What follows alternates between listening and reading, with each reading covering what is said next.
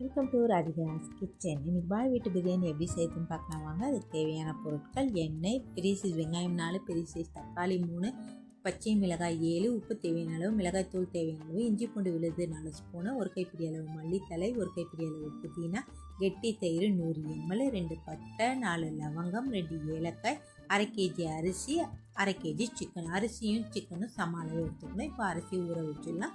நம்ம தாளிக்கிற நேரத்துக்கு ஊறினா போதும். 100 ml எண்ணெய் ஊற்றிட்டு எண்ணெய் சூடான கேஸை மீடியம் ஃப்ளேமில் வச்சுட்டு வெங்காயம், பட்டை, லவங்கம், ஏலக்காய்லாம் போட்டுட்டு வெங்காயம் நல்லா பாருங்கள், நல்லா பொன்னிறமாக ஆகிறதுக்கு நல்லா வதக்கி விடணும். இந்த கலர் சேஞ்ச் ஆனது மல்லித்தலை, புதினா, பச்சை மிளகாய் போட்டு அந்த மல்லித்தலைவும் புதினாவும் நல்லா சுருண்டு வர வரைக்கும் வதக்கி விடணும். கேஸை மீடியம் ஃப்ளேமில் வச்சுட்டு உப்பு தேவையான அளவு சேர்த்துட்டு நல்லா கலந்து விடலாம்.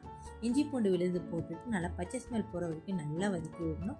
மிளகாய்த்தூள் 2 ஸ்பூன் சேர்த்து நல்லா கலந்துட்டு, உங்களுக்கு காரமாக தெரிஞ்சுன்னா கொஞ்சம் கம்மி பண்ணிக்கோங்க. தயிர் ஊற்றி நல்லா கலந்துட்டு இப்போ தக்காளி சேர்த்துக்கலாம். தக்காளி சேர்த்துட்டு கேஸை மீடியம் ஃப்ளேமில் வச்சுட்டு மூடி வச்சிடணும். ஒரு 5 நிமிஷத்துக்கு மூடி வச்சுக்கணும். நல்லா வெந்து வரும் இப்படி சுருண்டு.